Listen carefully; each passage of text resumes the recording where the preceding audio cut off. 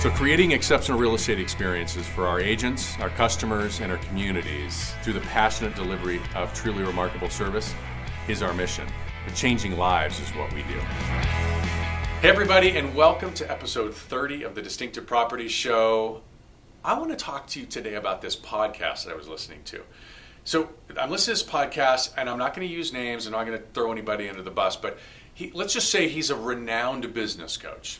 And what he said was that, get this, building rapport was not something any one of us as salespeople should be doing.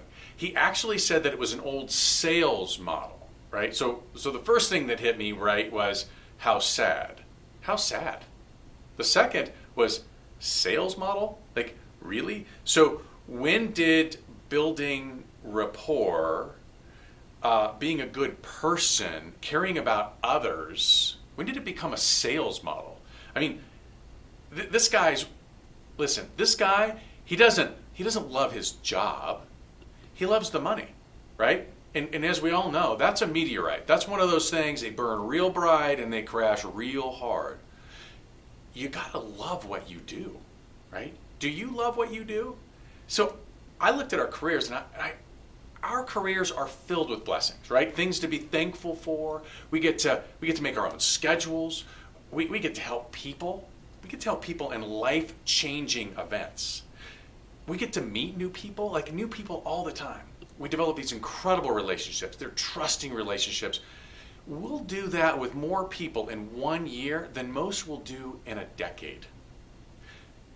Yes, we make a great deal of money for that. But we get to pursue a life that allows us to do something that we love. Have an amazing life as a result of being a great sales professional, right? And the sales professional is obviously a key. And I know what some of you are saying is, whoa, I'm not a salesperson. I don't like I don't like sales. Like I don't like pushy salespeople. I don't like prospecting. I don't like this ABC, always be closing, etc. Right? That's not me. I don't. Well, I want to try to put that into perspective. If you will just for a minute, close your eyes, and I want you to imagine the 5 or 10 business people that are closest to you. Okay? Just think about it. For most of you, that's probably, there's a car person in there. There's a bartender, an attorney, a banker, maybe somebody that owns or works in a retail shop, a loan officer for sure, at least we hope, right? Every single person I just named is in sales, right? So the car guy, for example, he really makes his money servicing cars, but he has to sell the car, right, to someone so that he can then service them. The bartender, like the bartenders, they, as we all know, right, and everybody that's been a bartender, raise their hand, they make their money in tips, but in order to get to the place where they're actually getting paid a tip, they have to deliver, right? They have to sell a product. How about the attorney? I know, don't get me started, I get it. But here's the bottom line about attorneys. They eat what they kill, meaning they only eat if they sell someone on buying the services that they offer, right? The banker? Well, the banker makes money off of lending, right? But don't they have to have a product to lend that actually makes sense to the person? They've got to sell their service or their fees or their interest rates. The retail owner, same deal, right? Don't they have to package, the product in a way that like speaks to me and I really need a new jacket? Probably don't, but I end up buying one, right? Loan officer, same thing, right? So we have all of these things. Every single one of them is in sales. Every one. In every part of your life, you are selling in one way, shape, or form. So I'm not really sure why we sometimes have this hang up about sales. The bottom line is I provide a service that solves a problem that one of my clients has. That's it. My job as a salesperson is to identify whether or not they have a problem that I can solve and then figure out the solution, the best darn solution that's available, and provide it to them in a way that is awesome, right? Raving fan status awesome.